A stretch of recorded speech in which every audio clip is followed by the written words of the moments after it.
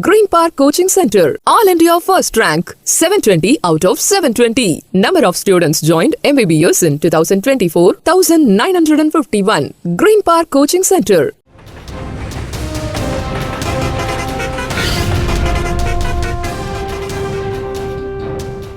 பக்ரீத் பண்டிகையை முன்னிட்டு அத்தியூர் ஆட்டு சந்தையில் 2 கோடியே 30 லட்சம் ரூபாய் வரை ஆடுகள் விற்பனையானதால் வியாபாரிகள் மகிழ்ச்சியடைந்தனர்.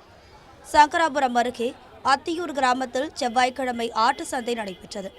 இங்கு விழுப்புரம், திருவண்ணாமலை, சேலம் உள்ளிட்ட வெளி மாவட்டங்களைச் சேர்ந்த கால்நடை விவசாயிகள் மற்றும் வியாபாரிகள் செம்மறி, வெள்ளாடுகளை விற்பனைக்கு கொண்டு வந்தனர். தொடர்ந்து பக்ரீத் பண்டிகையை முன்னிட்டு ஆடு ஒன்று 5,000 முதல் 15,000 ரூபாய் வரை விற்பனையானது. இந்நிலையில் சங்கராபுரம் திருக்கோவிலூர் செல்லும் சாலையிலேயே சந்தை நடைபெற்றதால் போக்குவரத்து பாதிக்கப்பட்டது. தென்காசி மாவட்டம் ஆலங்குளம் அருகே உள்ள விநாயகர் கோவிலில் சுவாமி சிலையை உடைத்த மர்ம நபர்கள் குறித்து போலீசார் விசாரித்து வருகின்றனர். குருவன்கோட்டை கிராமத்தின் வெளியே மகாசக்தி விநாயகர் கோவில் கட்டப்பட்டு கடந்த மாதம் கும்பாபிஷேகம் நடைபெற்றது. இந்நிலையில் ஊரின் முக்கிய கோவிலான மாரியம்மன் கோவில் திருவிழாவை முன்னிட்டு விநாயகர் கோவிலில் பக்தர்கள் காப்பு கட்ட வந்தனர். அப்போது கோவில் பூட்டு உடைக்கப்பட்டு விநாயகர் சிலை, நாகராஜர் சிலைகள் சேதப்படுத்தப்பட்டு இருந்ததைக் கண்டு அதிர்ச்சியடைந்தனர். இதுகுறித்து அளிக்கப்பட்ட புகாரின் பேரில் போலீசார் விசாரணை நடத்தி வருகின்றனர். மதுரை மாவட்டம் மேலூர் அருகே கள்ளழகர் கோவிலில் ஸ்ரீதேவி பூதேவி தாயாருடன் சர்வ அலங்காரத்தில் பெருமாள் வசந்த மண்டபத்தில் எழுந்தருளி பக்தர்களுக்கு அருள் பாலித்தார். மேலூர் அருகே உள்ள கள்ளழகர் கோவிலில் வைகாசி மாத வசந்த உற்சவம் நேற்று தொடங்கியது. திருவிழா 10 நாட்கள் நடைபெறும் நிலையில் சுந்தரராஜ பெருமாள், ஸ்ரீதேவி மற்றும் பூதேவியுடன் மேளதாளங்கள் முழங்க கருப்பண்ணசாமி கோவில் முன்பு எழுந்தருளினார். தொடர்ந்து அக்ரஹாரம் பாதையில் சென்று வண்ணப்பூக்களால் அலங்கரிக்கப்பட்ட வசந்த மண்டபத்தை சென்றடைந்தார். இதில் திரளான பக்தர்கள் கலந்து கொண்டு சுவாமி தரிசனம் செய்தனர்.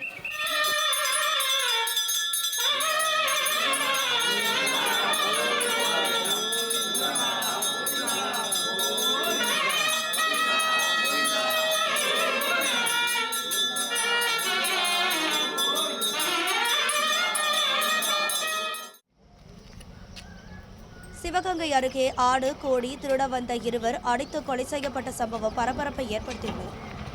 அழகம்மா நகரி பகுதியில் 2 பேர் ஆடு, கோழிகளை திருட வந்ததாக கூறப்படுகிறது. இதை அறிந்த கிராம மக்கள் இருவரையும் விரட்டி பிடித்து தாக்கியதில் படுகாயமடைந்த 2 சம்பவ இடத்திலேயே உயிரிழந்தனர்.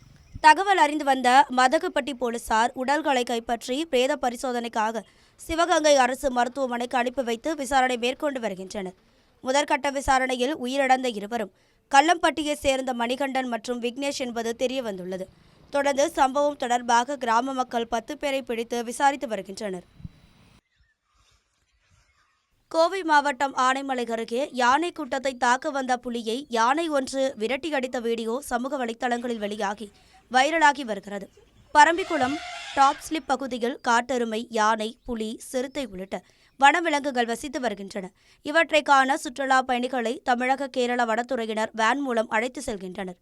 இந்நிலையில் பரம்பிக்குளம் சுரங்கப்பாதை அருகே குட்டிகளுடன் மேய்ச்சலில் ஈடுபட்டு கொண்டிருந்த யானை கூட்டத்தை புலி ஒன்று தாக்க முயன்றது. இதனை கண்ட யானை அதிக சத்தத்துடன் பிளறி புலியை விரட்டி அடித்தது.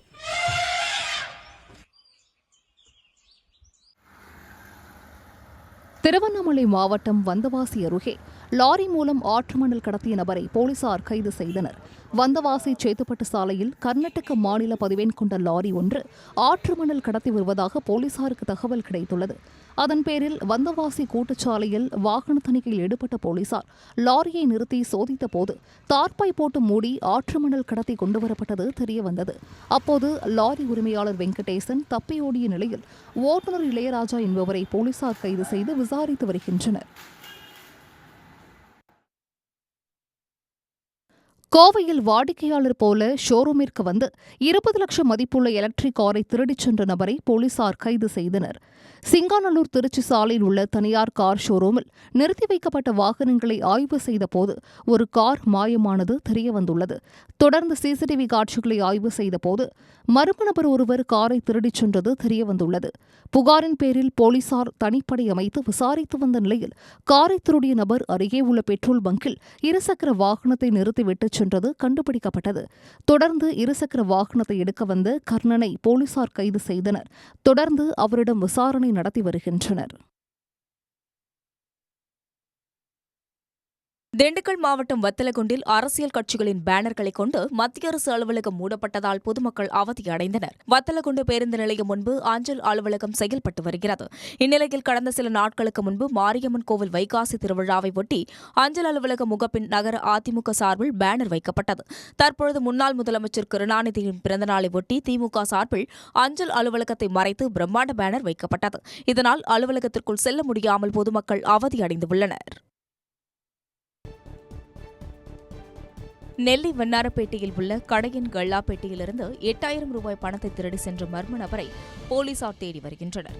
வண்ணாரப்பேட்டையில் ஈரலப்பன் என்பவர் நடத்தி வரும் செல்போன் கடைக்கு வந்த நபர் ப்ளூடூத் ஹெட்செட் வேண்டும் என கேட்டார். குறைந்த விலை முதல் அதிக விலை வரையிலான அனைத்து மாடல்களையும் காட்டுமாறும் கேட்ட அவர் செல்போனில் பேசுவது போல் நடித்து விற்பனையாளரை திசை திருப்பி கல்லாப்பேட்டையில் இருந்த 8000 ரூபாயை திருடிச் சென்றார். அவசரமாக அவர் வெளியேறியதால் அதிர்ச்சியடைந்த கடை ஊழியர் சோதித்தபோது பணம் திருடப்பட்டது தெரிய வந்தது. புகாரின் பேரில் சிசிடிவி காட்சிகளை கைப்பற்றி போலீசார் விசாரித்து வருகின்றனர். நெல்லை சந்திப்பு கைலாசநாதர் சுவாமி கோவில் தேரோட்டம் சிறப்பாக நடைபெற்றது. நெல்லை சந்திப்பு கைலாசநாதர் சுவாமி கோவிலில் வைகாசி திருவிழா கடந்த 26ஆம் தேதி கொடியேற்றத்துடன் தொடங்கியது. இந்த விழாவின் சிகர நிகழ்ச்சியான தேரோட்டத்தை ஒட்டி கைலாசநாதர் சுவாமி சவுந்தரவள்ளி அம்பாளுக்கு சிறப்பு அபிஷேகம் நடைபெற்றது. தொடர்ந்து சுவாமி அம்பாள் தேரில் எழுந்தருள சிறப்பு பூஜைகள் நடைபெற்றன. பின்னர் நெல்லை மாநகராட்சி மேயர் ராமகிருஷ்ணன் வடம் பிடித்து இழுத்து தேரோட்டத்தை தொடங்கி வைத்தார். அதன் பிறகு தேரை 4 ரத வீதிகளில் பக்தர்கள் இழுத்து சென்று வழிபட்டனர். பக்ரீத் பண்டிகையை ஒட்டி பெண்ணாகரம் ஆட்டு சந்தையில் 2 கோடி ரூபாய்க்கு மேல் ஆடுகள் விற்பனை நடைபெற்றதாக வியாபாரிகள் மகிழ்ச்சி தெரிவித்தனர். தருமபுரி மாவட்டம் பெண்ணாகரத்தில் வாரந்தோறும் செவ்வாய்க்கிழமை வாரச்சந்தை நடைபெறுகிறது. இந்நிலையில் பக்ரீத் பண்டிகையை முன்னிட்டு அதிகாலை 4 மணி முதல் விவசாயிகள் ஆடுகளை விற்பனைக்கு கொண்டு வந்தனர். கர்நாடகா, ஆந்திரா, கிருஷ்ணகிரி, சேலம் உள்ளிட்ட பல்வேறு பகுதிகளில் இருந்து ஆடுகளை வாங்க வியாபாரிகள் குவிந்தனர். எடைக்கு ஏற்ப ஒரு ஆடு 8000 முதல் 40,000 ரூபாய் வரை விற்பனை செய்யப்பட்டதாக தெரிவிக்கப்பட்டுள்ளது. திருப்பத்தூரில் பல் மருத்துவத்திற்கு சிகிச்சை பெற்ற 8 பேர் மூளை தொற்றால் உயிரிழந்த விவகாரத்தில் சம்பந்தப்பட்ட மருத்துவமனைக்கு மாவட்ட சுகாதாரத்துறை சீல் வைத்தது. வாணியம்பாடியில் உள்ள தனியார் பல் கிளினிக்கில் கடந்த 2023ஆம் ஆண்டு சிகிச்சை பெற்ற 8 பேர் அடுத்தடுத்து உயிரிழந்தனர். இதுகுறித்து தமிழ்நாடு பொது சுகாதார இயக்குநரகம் வேலூர் சிஎம்சி மருத்துவமனை நடத்திய ஆய்வில் ஒருமுறை பயன்படுத்திய கருவியை மீண்டும் நோயாளிகளுக்கு பயன்படுத்தியது தெரியவந்தது. இந்த விவகாரத்தில் பல் மருத்துவர் அறிவரசனிடம் விளக்கம் கேட்டு மாவட்ட சுகாதார இணை இயக்குநர் கடிதம் அனுப்பியிருந்தார். இந்நிலையில் திருப்பத்தூர் மாவட்ட சுகாதாரத்துறை இணை இயக்குநர் ஞான மீனாட்சி தலைமையிலான மருத்துவக் குழுவினர் மருத்துவமனைக்கு பூட்டு போட்டு சீல் வைத்தனர். கிருஷ்ணகிரி மாவட்டத்தில் 10,000 ரூபாயை இழந்த விவசாயி ஒருவர் அதை மீட்கும் நடவடிக்கையில் 1 லட்சம் ரூபாயை இழந்த பரிதாப சம்பவம் நடந்துள்ளது. பி. முதுகானப்பள்ளி கிராமத்தை சேர்ந்த விவசாயி திம்மராயப்பா தனது நண்பரிடம் வாங்கிய கடன் 10,000 ரூபாயை அவருக்கு அனுப்புவதற்கு பதிலாக ஸ்ரீனிவாஸ் என்பவரின் எண்ணிற்கு தவறுதலாக அனுப்பியதாக தெரிகிறது. இதுகுறித்து போலீசார் ஒருவரிடம் தெரிவித்த திம்மராயப்பா அவர் கூறியபடி 1930 என்ற கஸ்டமர் கேர் எண்ணிற்கு தொடர்பு கொண்டு புகார் அளித்துள்ளார். அப்போது எதிர்முனையில் பேசிய நபர் திம்மராயப்பாவிடம் ஆதார் கார்டு, பான் கார்டு, வங்கி விவரங்களை கேட்டதோடு ரஞ்சித் என்பவரின் வங்கி கணக்கிற்கு 1 லட்சம் ரூபாய் அனுப்பி வைக்கும்படி தெரிவித்துள்ளார். இதை நம்பி திம்மராயப்பா 1 லட்சம் ரூபாயை அனுப்பி வைத்துள்ளார். அதன் பிறகும் பணம் திரும்ப வராததால் தான் ஏமாற்றப்பட்டதை உணர்ந்த திம்மராயப்பா மாவட்ட எஸ்பி அலுவலகத்திற்கு சென்று சைபர் கிரைம் போலீசாரிடம் புகார் அளித்துள்ளார். நீலகிரி மாவட்டம் கோத்தகிரி அருகே ஊருக்குள் கரடி ஒன்று உலா வந்த சிசிடிவி காட்சி வெளியானதால் பொதுமக்கள் அச்சமடைந்து உள்ளனர்.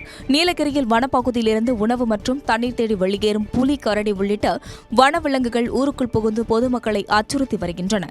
இந்நிலையில் அரவேணு பெரியார் நகர் பகுதியில் இரவு கரடி ஒன்று உலா வந்தது. இது தொடர்பான சிசிடிவி காட்சி வெளியான நிலையில் பொதுமக்கள் அச்சமடைந்து உள்ளனர்.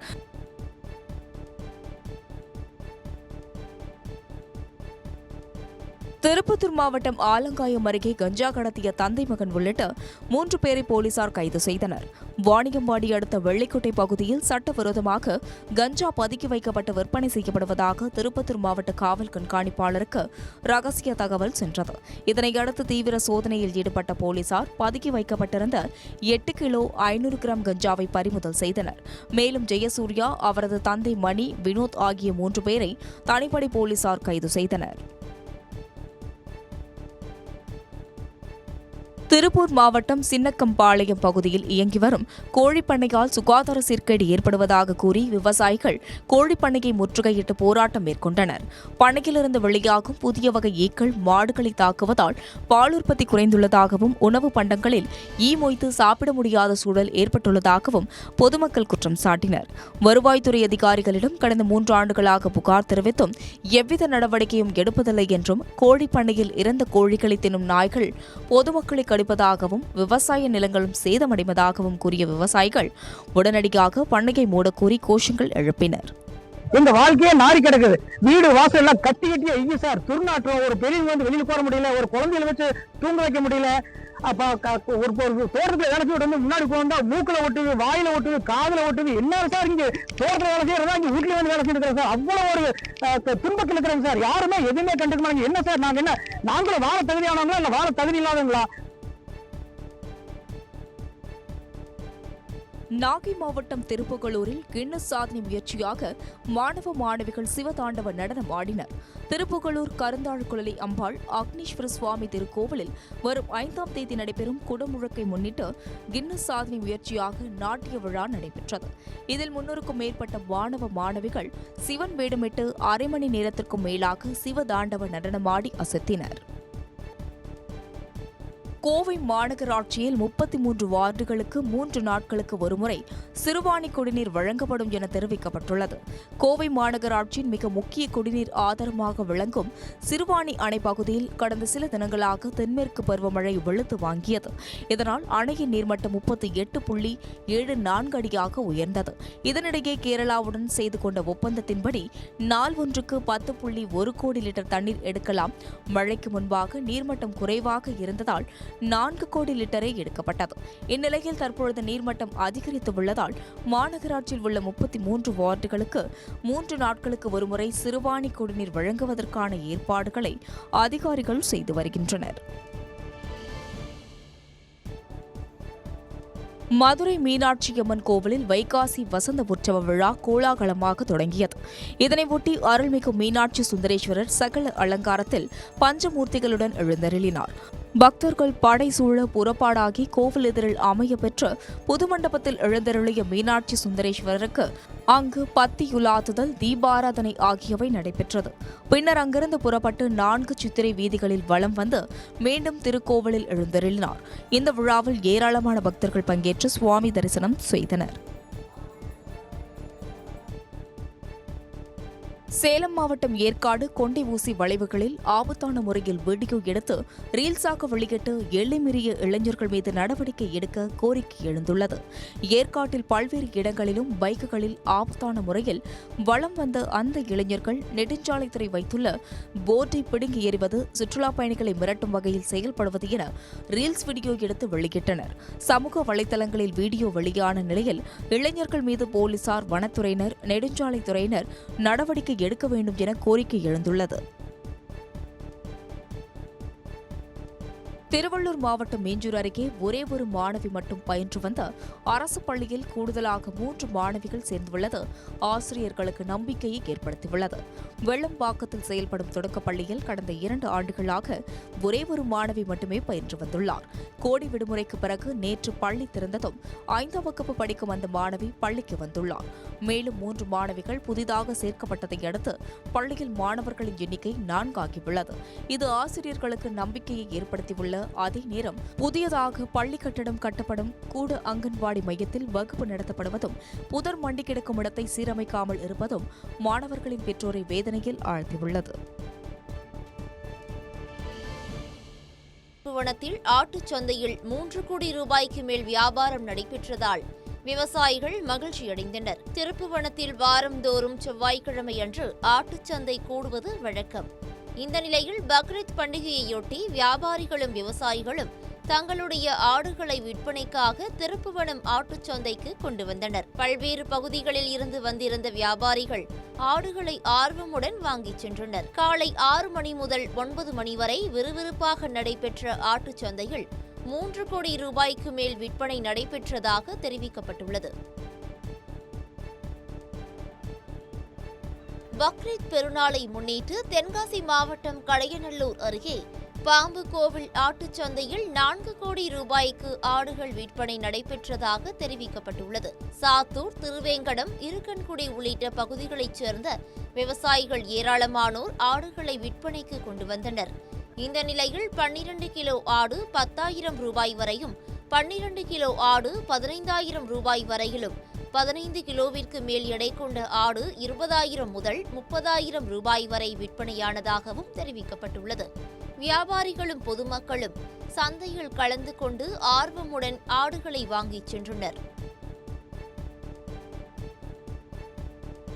நெல்லை மாவட்டம் அம்பாசமுத்திரம் அருகே தாமிரபரணி ஆற்றில் நீரில் சிக்கிய 20 பேர் பத்திரமாக மீட்கப்பட்டனர்.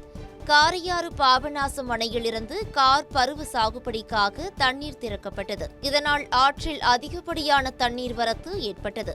இந்த நிலையில் அம்பாசமுத்திரம் அருகே சின்ன சங்கரன் கோவில் அருகே தாமிரபரணி ஆற்றில் குளித்துக் கொண்டிருந்த 20 பேர் தண்ணீரில் சிக்கினர். இதுகுறித்து தகவல் அறிந்த அம்பாசமுத்திரம் தீயணைப்பு வீரர்கள் சம்பவ இடத்திற்கு சென்று ஆற்றில் சிக்கிய 20 பேரை பத்திரமாக மீட்டனர். திண்டுக்கல் மாவட்டம் பழனி தண்டாயுதபாணி சுவாமி கோவிலில் வைகாசி திருவிழா கொடியேற்றத்துடன் தொடங்கியது. முருகனின் அறுபடை வீடுகளில் 3ஆம் படை வீடான பழனி தண்டாயுதபாணி சுவாமி கோவிலில் வைகாசி விசாக திருவிழா பழனி பெரியநாயகி அம்மன் கோவிலில் கொடியேற்றத்துடன் தொடங்கியது. முன்னதாக கொடிமரத்திற்கு பன்னீர், சந்தனம், விபூதி உள்ளிட்ட பொருட்களை கொண்டு சிறப்பு அபிஷேகமும் ஆராதனைகளும் நடைபெற்றன. இதில் திரளான பக்தர்கள் கலந்து கொண்டு சாமி தரிசனம் செய்தனர்.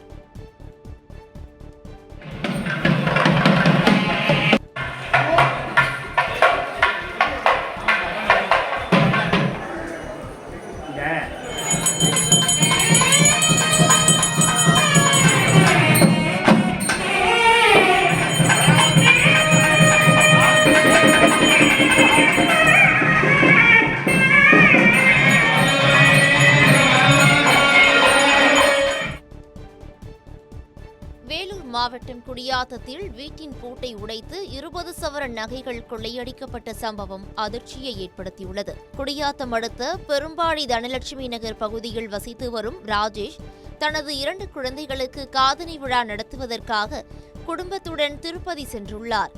நிகழ்ச்சிகள் முடிந்து வீடு திரும்பிய அவர் வீட்டின் கதவு உடைக்கப்பட்டதைக் கண்டு அதிர்ச்சியடைந்துள்ளார். பின்னர் வீட்டின் உள்ளே சென்று பார்த்தபோது பீரோவில் இருந்த 20 சவரன் தங்க நகைகள் மற்றும் வெள்ளிப் பொருட்கள் திருடப்பட்டது தெரியவந்தது. சிசிடிவி கேமராவில் இருந்து ஹார்ட் டிஸ்கையும் திருடர்கள் எடுத்துச் சென்றுள்ளனர். இதுகுறித்த புகாரை அடுத்து போலீசார் விசாரணை மேற்கொண்டு வருகின்றனர். திருவள்ளூர் மாவட்டம் ஆவடியில் மக்கள் பயன்பாட்டிற்கு வருவதற்கு முன்பே ரேஷன் கடை சேதமடைந்த சம்பவம் அப்பகுதியில் அதிர்ச்சியை ஏற்படுத்தியுள்ளது.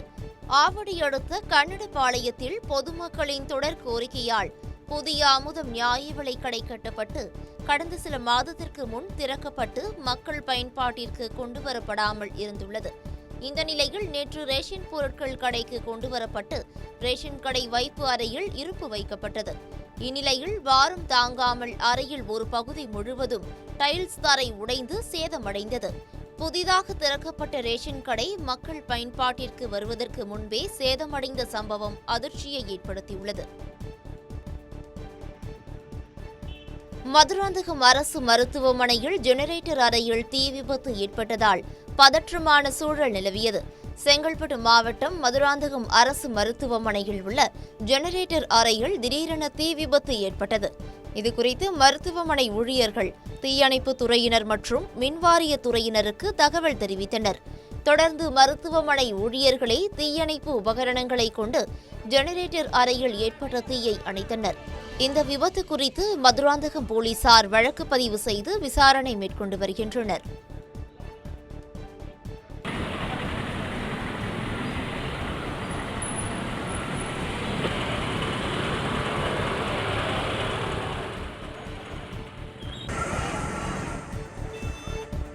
Green Park Coaching Center, All India First Rank, 720 out of 720. Number of students joined MBBS in 2024, 1951. Green Park Coaching Center.